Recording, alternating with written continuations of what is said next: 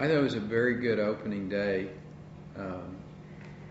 both in tone and in message from the Senate and the House, and there was a lot of excitement, good bipartisan message of working together, and we're all Texans, and so it's good, constructive, and I think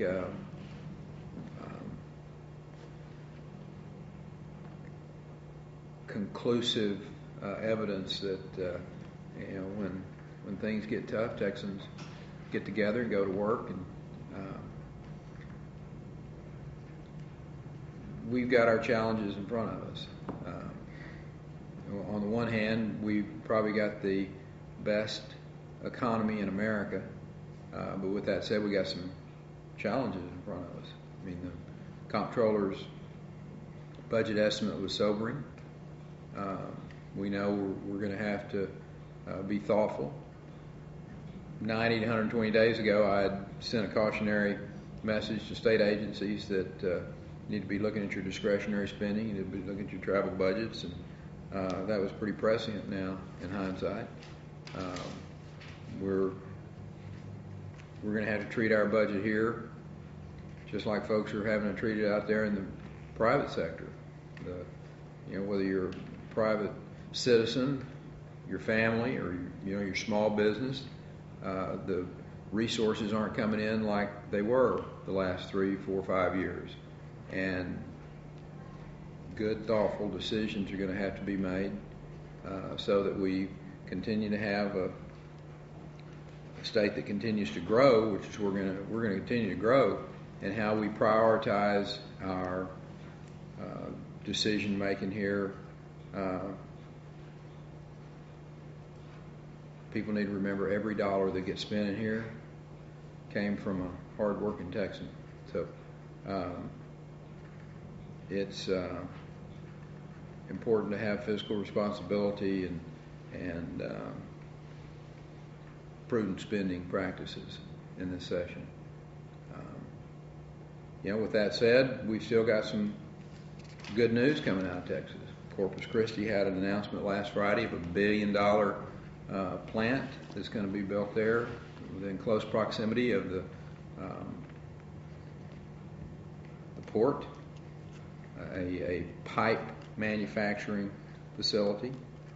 3 weeks ago, we had the Caterpillar announcement that was huge news for Central Texas. And that same day, a story that actually didn't make much splash was Texarkana announced, I believe, 300 jobs from Cooper Tire Company that was consolidating in some other states and moving their operation to Texarkana. Big news for Texarkana. With competing against Caterpillar was pretty tough that day. So anyway, we still got good stories to tell here. We're still going to be a highly competitive state. We're going to be a state that people desire to live in and raise their family in. So part of our job is to make sure that we prioritize from the standpoint of keeping our citizens safe, making sure they still have an opportunity to be educated, and that they have access to a job. Those are the three big issues we got to make sure we keep doing right, and I'm fairly certain we will, and look forward to the session. Okay. What in terms of, and I appreciate you laying out sort of those broad parameters. In terms of, are there any more specifics, I guess, that you can talk about in terms of what your goals are, of what you'd really like to see happen this session, and what you'd like to see arrive on your desk? Well, I won't get that specific for you because it's way early in the session. I have no idea what may or may not even get filed this session, and until they get to my desk, I'm not going to spend a lot of time opining on whether they're good, bad, or indifferent, particularly well before the legislature even debates them. The big topic, number one priority, is always the budget, making sure that we thoughtfully appropriate the dollars and we have a balanced budget. doing that without putting a burden on Texans, and by burden I mean raising taxes or spending dollars that frankly don't get a good return on their investment is not in our citizens' best interest. So, it's a long time. It's 139 days until the end of the session, and then we have a 20-day period after that, of which we'll look at pieces of legislation and decide whether or not they're going to be either signed or become law without my signature or vetoed. And lots of water to flow under that bridge before then. Okay. Do you anticipate that you will sort of use your State of the State address as your platform to sort of say this is specifically some of the key goals, and why is it that you do it that way instead of starting talking about it from the immediate beginning? There's two clear ways to see what my priorities are. One's when I release my budget, and the other one's in the State of the State. There's plenty of time to discuss and analyze what my priorities are going to be. And really, when you think about it, I've been serving here in either lieutenant governor or governor for my, I think, 5th term now. So I don't think there are going to be any surprises from a philosophical standpoint. People pretty much know that I'm going to be a fiscal conservative, that I'm going to have some big ideas about, whether it's, historically it's been things like transportation infrastructure, economic development, the legal system, educational system. So I'm not afraid of laying out big ideas, and certainly not afraid to work with other people who lay out big and progressive ideas for the state. So there's plenty of time with the time we have left in the session to discuss in great detail all the things that we need to address this session. Okay. Without doing it early. I mean, I'm defending a little bit of the timetable that we choose. It's worked well in the past. Sure. Well, based on the revenue estimate that we got yesterday, how concerned are you about the legislature's ability to write a budget that covers all of the states, what you consider the priorities and the needs, without finding additional revenue? Do you see this as bleakly as you saw 2003? Oh, Lord, no. I was going to say we've done this before, but actually we did it with a $10 billion budget deficit rather than, this is basically a flat budget. Yeah. And the reason that it is a flat budget is because of the good decisions that we made previously. My instinct is, well, it's not my instinct, I know that the governor of Florida or New York or California would dearly love to be having a flat budget estimate rather than huge deficits of which they're looking at. And the reason we find ourselves in this good shape, the reason that Forbes magazine, Financial Times, in the very near past have chosen Texas as the #1 state in the nation to do business is because we made those type of thoughtful, prioritized spending decisions. We put our money in places where that we got a good return on investment. We've started to build one of the most progressive transportation infrastructures in America. People know that they can come here, they can risk their capital, have a good chance of having a good return on investment. Those Fortune 500 companies that call Texas home today didn't come here by accident. I promise you they analyzed the other 49 states and other countries before they picked up and came here. People voting with their feet is a strong indictment, if you will, for the progress that Texas has made over the last 5-6 years. Okay. The rainy day fund. Do you believe that some or all or none of that money should be taken out to help pay for this budget? I think the reality is that there will be some. I'm very clear that I don't think it should be used for anything except one-time use. And when I talk about one-time use, I don't think it should be used for any line item that is a continuing line item. Rainy day fund should be used for one-time budgeting purposes, and that's it. There's over $6.5 billion, I believe, in the rainy day fund today. It's projected to be over $3 billion in the next biennium added to it. So you're looking at $9 to $9.5 billion.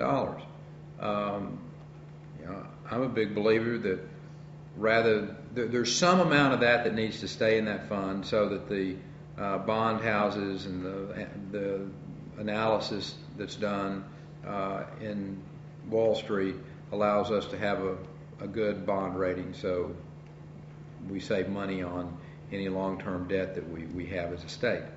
But above that, I'm not a big fan of leaving money in that fund. But rather than just spend it on a program that may be a worthwhile program in someone's eyes, that we return it to the people in the form of some type of tax cut. I mean, that would be my preference, rather than just letting the money sit in an account that's not helping your bond rating, not doing anything except setting in an account, generating interest. I think it would best serve Texas if it was back out in the economy and letting the private sector invest it and move it through the economy of our state. So to see if I understand what you're saying correctly, are you saying it should be used for one-time purposes? Is that to say that the only reason why you want to see money taken out of the rainy day fund is for tax cuts or some sort of tax rebate? No, there may be some other uses that.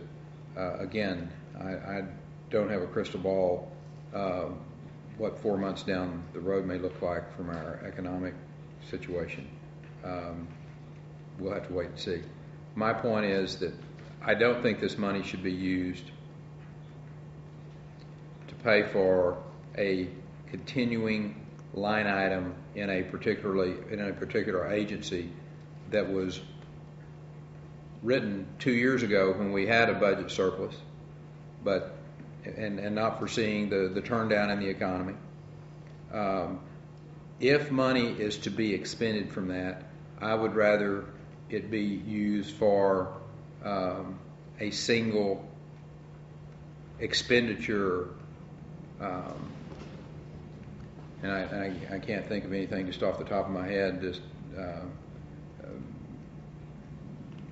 that would relate to, but or have it returned in the form of a tax cut. I mean, those are tax dollars that flowed in because Texans worked hard, our economy was good, and those monies flowed in from severance taxes. I'd look at a way to help Texans out on return that money to them in the form of tax cuts rather than spending it on some programmatic item. Okay. But that's why we have the discussion here, and that's why we have the debate. That's why the legislature comes into town, so we can vigorously debate this thing. Do you have an amount in mind of how much should be left in there? No. But you think some should? Sure, absolutely. And I think it's going to be north of $5 billion, because once you start getting below that, the bond houses are going to degrade your bond rating. And why in the world would you want to, pay more for long-term debt that you have just because you've got a budget turned down? That's not good, thoughtful economics. So if you have $9 billion less than you had last time, and you only take $4 billion or so out of your rainy day fund, then you're still going to have to do a lot of cutting in the budget. Is that? There may be some reductions. Yeah, but again, that probably doesn't bother we you. cut. No, it always. I won't say it doesn't bother me. I think it's when you're cutting budgets, by and large, you know that your economy is not doing as well as you'd like to see it. By no fault of our own, we've made hard decisions in the state. Our economy is substantially better than any other state, and you bet I'd rather be out there still trumpeting a $10, $12, $13 billion budget surplus. That's not the case because what has happened on the federal government, Wall Street, and the international and national economy. We're number one exporting state in the nation. When you had an international turndown like we've seen, people aren't going to be buying as much from Texas or any other state for that matter. So our export market's obviously impacted. So it is why 4 months ago I told Texans, particularly state agencies, you need to really be looking at your budgets. You need to be thoughtfully looking at how to cut your discretionary spending, cutting your travel, and I hope they were listening. Yeah. And so, it's based on what you're saying. Then it sounds like even though, despite the revenue estimate, that you still see some sort of tax cuts or tax rebates as a goal, and it's something that is achievable. I think it always needs to be on the table. I would never take off giving people's money back to them in some form or fashion. I think there's some good economics to giving people their money back when you can. And in terms of where you have to make reductions, is there anything in your mind that should be off the table from that in terms of whether it's education, border security? I don't ever put anything off the table or on the table. That's why we have this process here, and that's what's called prioritizing. We know that keeping our citizens safe, educated, and employed are the three most important things that we can do. If you're not involved in one of those three, you might be suspect to having some reductions. So that ought to signal the areas that will have some strong justifications to keep their spending at the levels that they are today. Okay. You've often talked about the job situation and how an accomplishment for Texas is that 250 or 1,000 jobs have been added over the last year. And I know I've heard you say numerous times that's not an accident. It's not. So with the comptroller forecasting that we're going to lose 100,000 jobs over the next year. That's not an accident either. Is that any sort of indictment of the policies that you've had? And does Absolutely that make you not. second guess What it's an indictment of is what's happening around us. Anyone who has a grasp of the economics of what's happening, every bright business journal in the country of note will talk that the Texas economy is the one bright spot. But if you're the corpus of a body, and your arms and your legs and your other appendages are diseased, pretty soon it's going to make you sick too. And that's basically what's happened all around us. Texas has fought off the cancer, if you will, of bad public policies from Washington, even other states, and you're seeing reductions in our exports. You're seeing reductions in there's a huge market for us in Mexico, our number one trading partner. So when you take all of those into consideration, and the international and the national recession that's going on, sure, at some point in time, Texas is kind of the last man standing in this world today when you look at the economy. With that said, you look at 2010 and 2011, and we see rebounding economy and rebounding numbers. So, as you would expect, that we're going to be very nimble, but again, don't spend a lot of money. Try to keep the burden as light as you can on the people, and they will respond in a very positive and powerful way. Do you think that there are things that Texas can spend more on to improve that situation? I think there are always, you keep that option open. I don't walk into the session and say, we will not spend more money on any line item. I don't operate like that. I think we get in and have a good, vigorous debate, and we talk about the pros and cons, and if there are some areas, maybe it's border security, maybe it's health and human service needs, I don't know.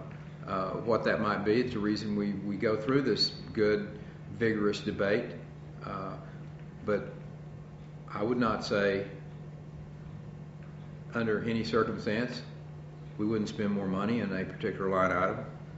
I would say you better have a pretty strong justification for it. Okay.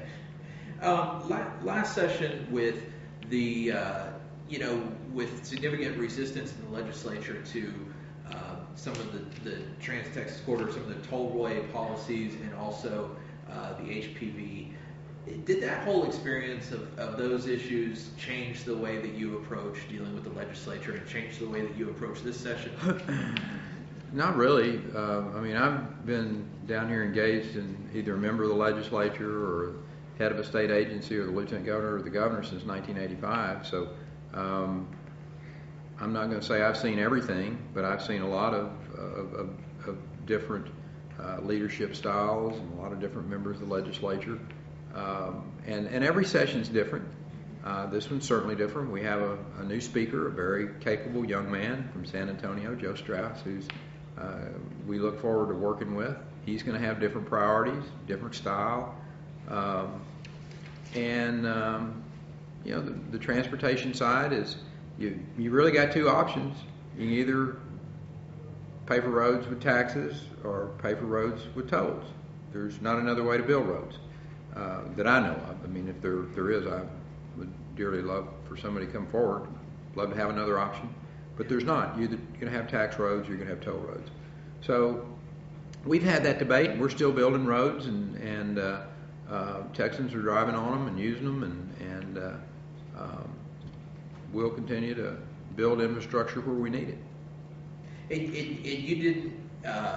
You didn't see those issues as any sort of rejection of I saw them as rejection of an idea when you look at HPV.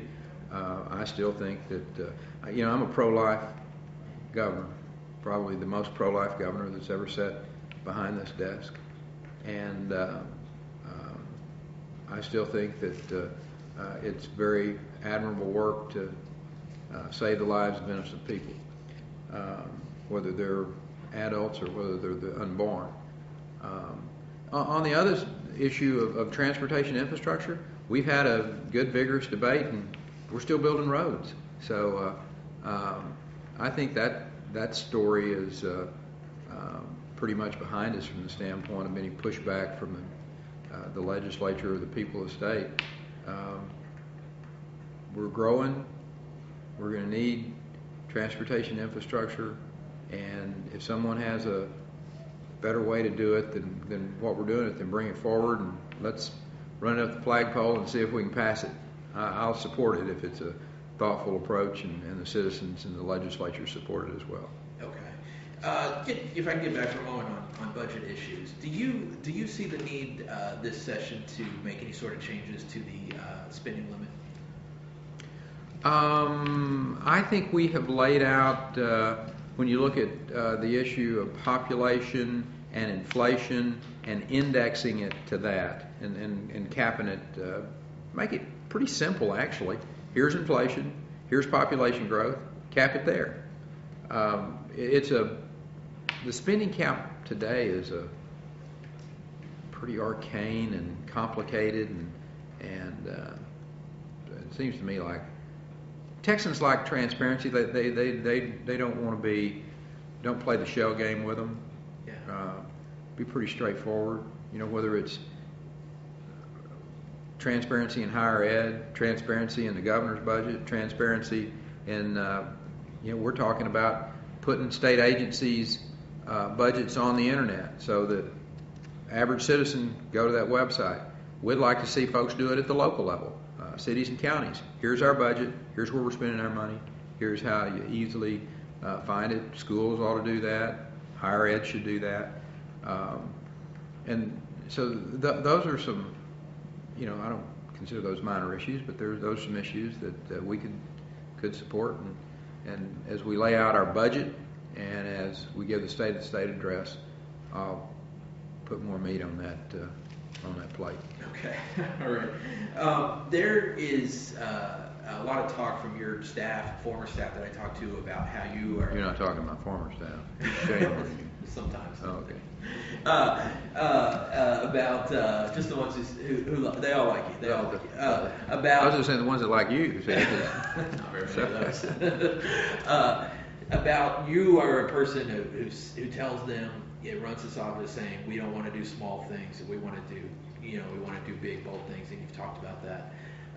But it seems like, some of the big sort of things that not just you but this government has tried to do over the last several years involving conservative principles, whether it be the privatization efforts in health and human, or the toll road stuff that we talk about, merit pay for teachers, that some of that has met a lot of resistance. Why is that? Do you think? Bureaucracies don't like to change. Is my kind of overall change is hard. Yeah. Whether I think it's particularly hard in government, but that doesn't mean we ought not be continuing to push, and we will. So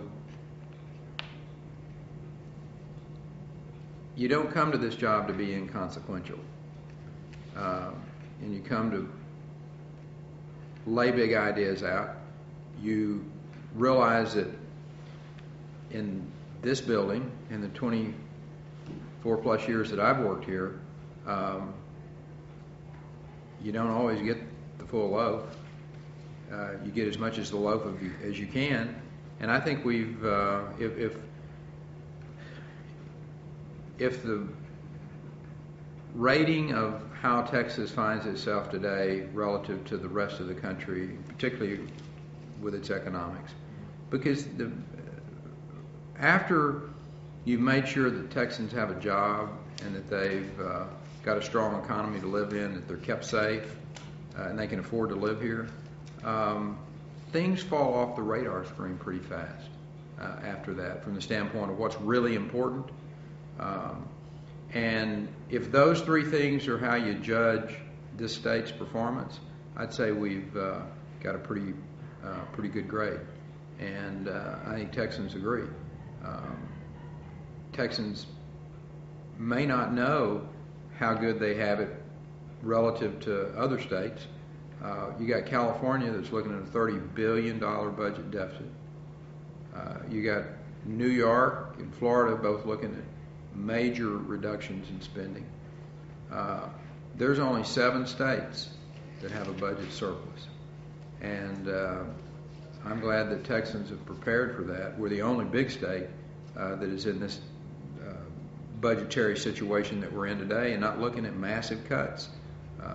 So Texans should be proud of that.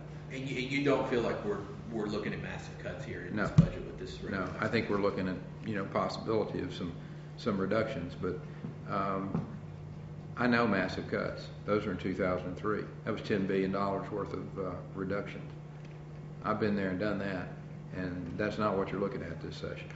Partly because we have made really good decisions since 2003 relative to spending, prioritizing, and creating an economy here that is creating wealth and jobs.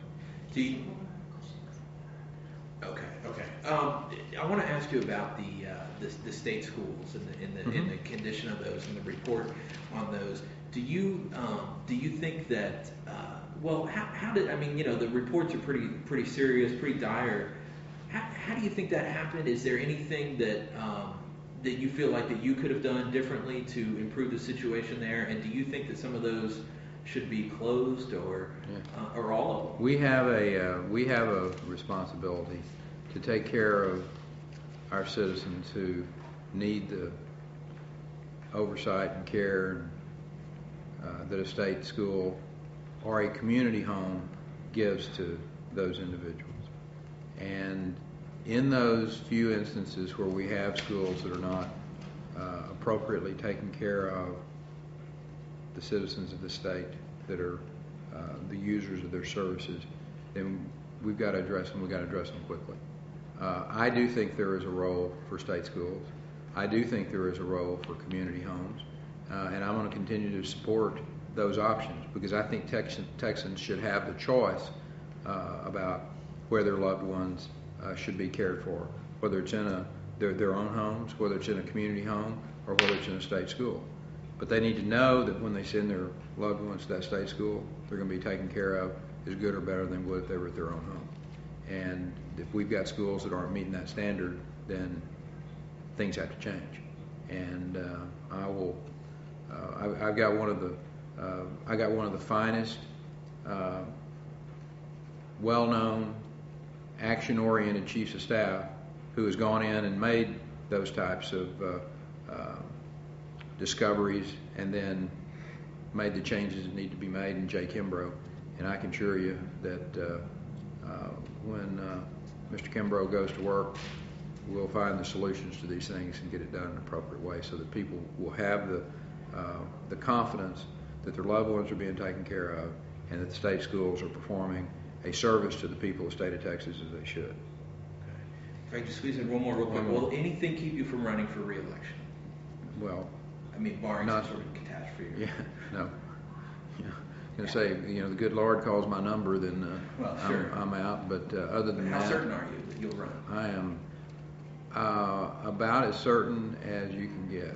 I don't know how I can put it any more clearly that I'm running for re-election.